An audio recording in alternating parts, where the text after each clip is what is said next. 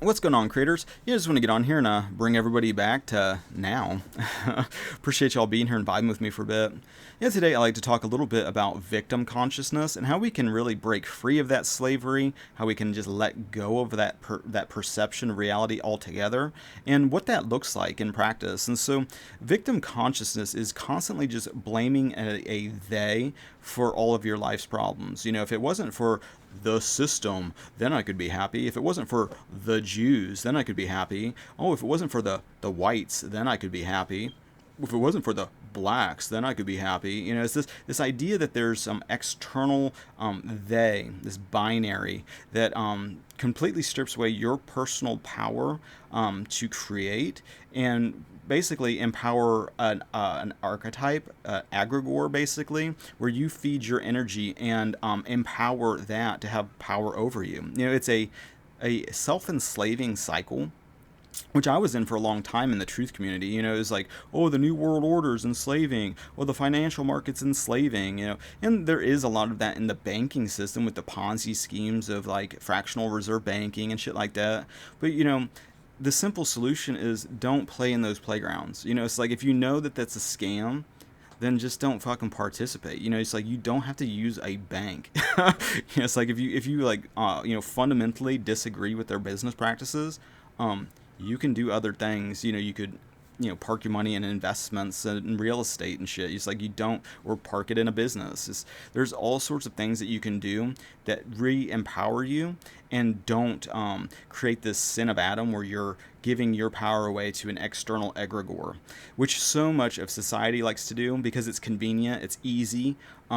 It makes their choices less of an impact. You know, it's like, oh, you know, it's like I've only just not exercised and smoked 3 packs of cigarettes, you know, for like decades on decades, and drank a pint of vodka every single day, and you know, fuck, you know, it's all of a sudden I got these health problems. You know, it's like I didn't even see it coming. It's like, what did you fucking expect to happen? You know, it's like, but you know, with the victim consciousness, you don't see how your actions and your thinking is really just lowering your vibe and taking life from you. But when you step out of that, when you start to really step into who you are in Christ, when you connect with the I am, the power of love and infinite intelligence, you can start to really take a lot of your power back through your own beliefs and assumptions. And that is very important because as you start to renew your mind that all things are possible to you because all things are possible to those that believe, as you really start to believe that and put that to the test, you start to see how changing your mindset from limitations, from the victim mind, as you start to renew that and you know, I can do all things through Christ that empowers me. You know, you start renewing your mind in these biblical truths. As you start to do that, you start to see how consciousness starts to mirror that into the events and circumstances of your life. When you realize that everything that's going on in your body, in your relationships, everything is a relationship. You know, fundamentally, we can have shit relationships or we can have good relationships. Really the only difference is the mental story and the beliefs associated with those relationships. If you are being constantly presented with a negative satanic relationship, for example, you know, maybe the world to you is just this satanic playground, which, you know, for me was the case for years. You know, that's how I interpreted the world and my place in it. You know, there's like this hierarchy of like the 1% or whatever that was like trying to dominate and enslave and depopulate and everything. And not to say that that doesn't happen, but you know, it's more of a fact of, you know, if you choose that, it will happen to you. And most people make that choice unconsciously. They don't consciously make that choice, but they make the choice nonetheless. You know, so it's like knowing that you can choose to become weak, dependent, a slave, and ultimately die as a result. You self-destruct. It's a self-destructing state of consciousness. And knowing that, you can start to make choices in the present moment that aren't that. So it's like you can see, you know, there's a choice of like, oh, you know, God's put this desire in my heart to maybe create a business, to create value for others, to service humanity, to service my local community, whatever that vision is. Then what comes in next is maybe the limiting beliefs. They're telling you why that's not possible. Oh, well, it'd be great to start a business, but you don't even have credit. You can't get a loan. You can't do this. You're not smart enough. You're not able enough. You're not fill in the blank with a limiting belief or excuse. Well, those are those satanic suggestions that are really stemming from the victim mind. It's like, oh, the success is on the other side, and you have to go through an external savior to get there. Oh, you need to go to a bank to get there. Oh, you need to go through somebody who's connected to get there, some gatekeeper or some shit. That's a kind of a subtle flavor of victim consciousness, that intermediary, to get to the truth. It basically boils down to that archetype, and you can see that symbolic relationship playing out in religion. It's like, oh, you can't have a relationship with God unless you go through this intermediary that interprets the word for you, which is fundamentally anti the teachings of Jesus, which the teachers within you, the kingdom the kingdom of God is within you. All of these the truths can be discovered through this inner dynamic. And so anytime you start to be tempted with this belief that there's an external master, when you start getting into that mode of experts know best, you're fundamentally starting to drift into victim consciousness. That's externalizing the power that God's given you to discern truth, and putting people on pedestals. And that's kind of like the worst thing to start to do, is put people on pedestals. Not to say there isn't levels to things. There's obviously levels of experience and consciousness, which can be looked at as inspiring, that can be looked at as like a goal to kind of achieve the next milestone. But to like worship people that are at a higher level is where it becomes an issue. And so with the victim mind, so much of like the pedestals is then seeing, oh, that person's at this level. Well, they had to sell their soul to Satan to get there. They got to be a part of like a secret group that something that I'm not doing, because I'm a good one. So and because I'm a good one, and my life is this reflection. Therefore, my victim consciousness logic is they must have done something bad to get there. They're not making a connection that everything in their life is a reflection of their relationship to consciousness, and because of that, that's what they're rewarded with. It's when you fundamentally start to do the work for yourself of renewing your mind into like the realities and truths of God, and the promises of God being the actual truth of reality. When you start to put that to the test, then you start to see that in your own life through how you're stewarding the relationships you already have. Everything is a relationship. Your relationship to your body is a relationship. Your spouse is a relationship. Your children, your work, your home. All of these different things are a reflection of consciousness on a symbolic level. And the more that you're able to steward or take care of or reasonably handle without becoming fearful, the more that gets added to you, because more shit to move around and more shit to steward doesn't equate to more of a state of consciousness or a state of being.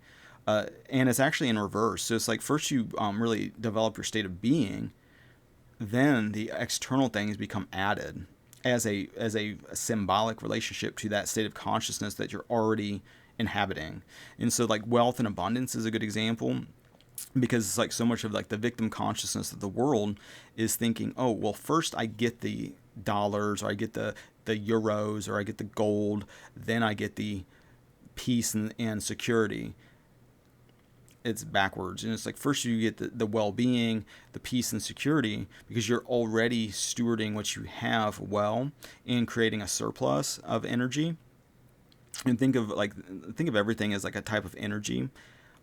It's like the more that you're able to create a surplus and multiply it, the more that you're able to just kind of scale it. But the more that you're in a deficit and it's draining, you're out of balance. And so until you start getting those balances figured out on the smaller scale, dramatically increasing the scale is only just going to create a bigger pendulum that it's going to come in and what is it? Vadim Zeland talked about that in reality transurfing, where you get these balancing forces. It's an interesting read. Reality transurfing. It's kind of technical, and and to me, a lot of like that technicality can be simplified. But I think his education is like made him like super specific in his language, which sometimes doesn't transfer to a larger audience.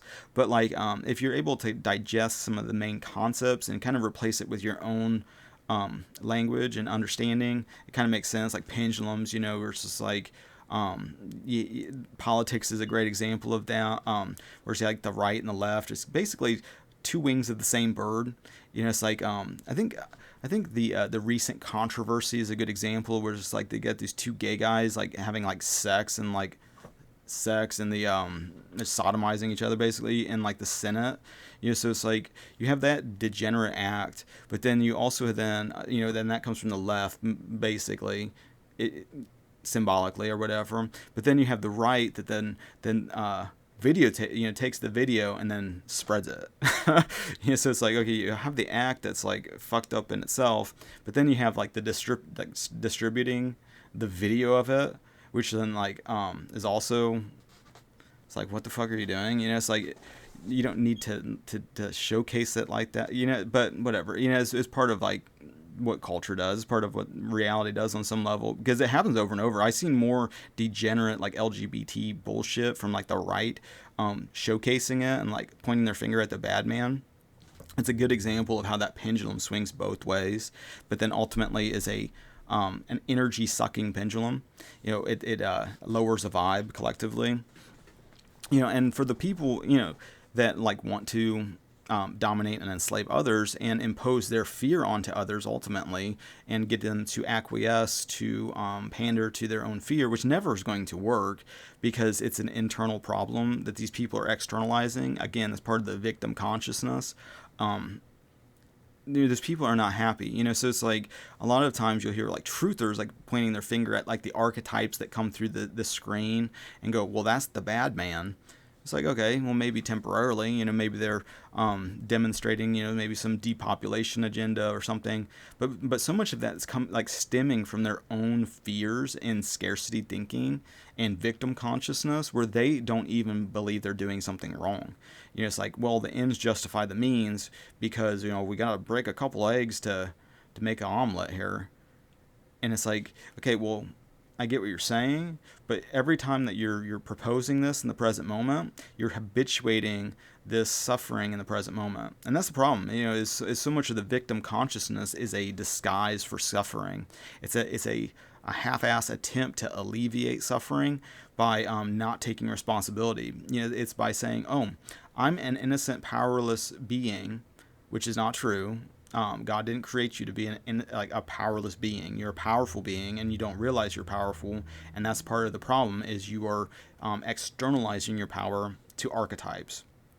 And then you see the reflection back, and then you start doubling down and spiraling. A big part of like reality in general is to look at what's going on in the mirror of your life, and symbolically start to discern how this is correlating to a belief and an assumption of maybe victim consciousness, of scarcity, of lack, of death, of disease, all these low vibe satanic attributes. Steal, kill. Why do I always fucking steal, kill, and destroy? Those kind of attributes. Wanting to wreck something, to it's so bad it needs to dismantle into ashes, and then we'll build something better. It's like, really? This was the best that we could come up with? It's like we need to tweak it and make it better, not fucking just completely throw the baby out with the bathwater and try to create something completely different and new, even though the best efforts that we did before was this fucking corrupted, incompetent mess. It's illogical to think that the next thing would be even better. That's coming from chaos to, okay, we'll just, try to build it back like this. Again, that's part of this victim mindset, part of this like old man belief system of like separation, where everything is like some separate egregore, some separate bad man. That, I hear this from like Christian people too. It's like, well, we wrestle against powers and principalities, or we don't wrestle against flesh and blood, but powers and principalities and wickedness in high places. It's like, okay, I get what you're saying, but so much of that is an internal battle. Your beliefs in these things are really projecting a lot of that shit into these high places. If you look at the Bible in itself, saying that all things were created by God and serve God's will, well, then what are you pointing your finger at? Well, Mike, I'm pointing it at the bad man that's doing all these like genocidal things, or that's planning on depopulating, or trying to impose their will on other people that are more weak, etc. It's like, okay, I can see that, but to constantly create this illusion of mind where you're the weak, powerless one, and there's a powerful Machiavellian mastermind out there that's completely I found that in my own life to be fucking not real, and ultimately a satanic belief that that there's this group of like Bohemian Grove Satanists that can just do all these things so mystically and magically. It's like it's a self-destructive pendulum, that these people are under, and it's their own beliefs in consciousness and beliefs in like this external force is doing it. It works the same way. It's their beliefs in that actually manifest, but they're doing the same manifestation process.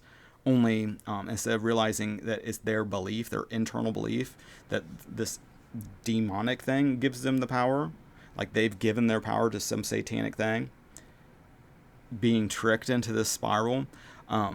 It's their belief in it that is doing it. It's not the external thing that's doing it. And that's a big wake up call for a lot of people that like to victim blame, and whatever. And with that too, with like the victim consciousness, there's this chronic negative expectancy, which is also using the powers of consciousness in reverse. It's like expectancy in a negative, in a fearful event happening, draws that to you just the same as an expectancy as like a hopeful event, or that all things are working together for our good.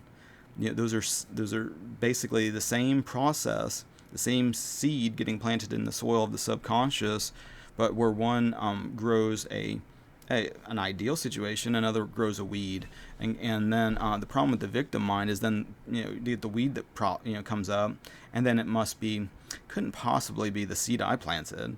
It must have just flown in from the neighbor's yard. They don't do as good of a job maintaining their yard as I do, and it's their fault that I got this weed and I didn't get my flower. And the victim blaming bullshit, whatever. It's also very weak to constantly blame other people, have this us versus them paradigm where you're powerless and subordinate and need to acquiesce to all this dumb shit.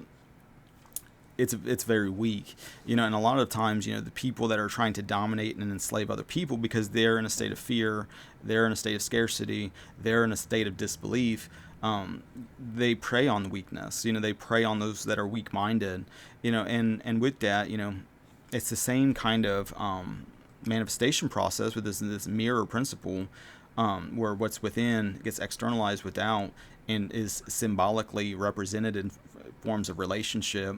The people that want to have slaves and it'd be a master or whatever, they will get that, because there's going to be people that acquiesce with their own free will, maybe not consciously. It's like, look at COVID, look at all the people that acquiesce to that. So many people didn't even do it consciously. A lot of people were just so programmed to just obey that they just did, and with that kind of slave mind, you have that dynamic where people that do want slaves get them, and people that do subconsciously want to be enslaved get that. It's part of the victim mind. Is you can't be a victim and be free. You will be enslaved by something, and so breaking free of that spell really takes a relationship with God, believing the promises, and really putting it to the test. But I think I'm gonna bounce. I've got it's almost like noon. I'm getting ready to go on a walk, and I'm also like trading forex at the moment. This is like a good time, to actually hit that New York City money shot. So I think I'm gonna bounce. As I'm like recovering from my hip surgery, day trading is kind of what I'm doing. doing these entertainment videos and whatnot. But I don't have like a lot of people that are supporting the channel at the moment. Doesn't mean that won't happen, change in the future. And if someone does put a big donation in, that is not going to kind of sway what I say. It's, the idea that sometimes that if someone pays a big amount and a support, it's like it's not going to buy me. So it's like regardless of that little disclaimer, I'm looking to get in this position, and this is about the ideal time to start paying attention to it. So with that being said, I appreciate everybody liking, sharing, subscribing, all the social networking things. I appreciate your attention for this long. Hopefully I was a good steward of it. I'm going to probably, after I get back from a walk today, put out another guitar cover, just give you something to listen to vibe to. It's a little different than just the standard let's bitch and complain about the government and the world. Hopefully, having some music take you out of that kind of bullshit. But, at the same time, you're not a victim. You can choose to fill your attention and mental diet with empowering, beneficial information, high vibe information, music, just truth in general, all those kinds of fun things. See if there's anything else I was going to talk about. I don't think so. So with that being said, I appreciate you guys and gals, and until next time, God bless.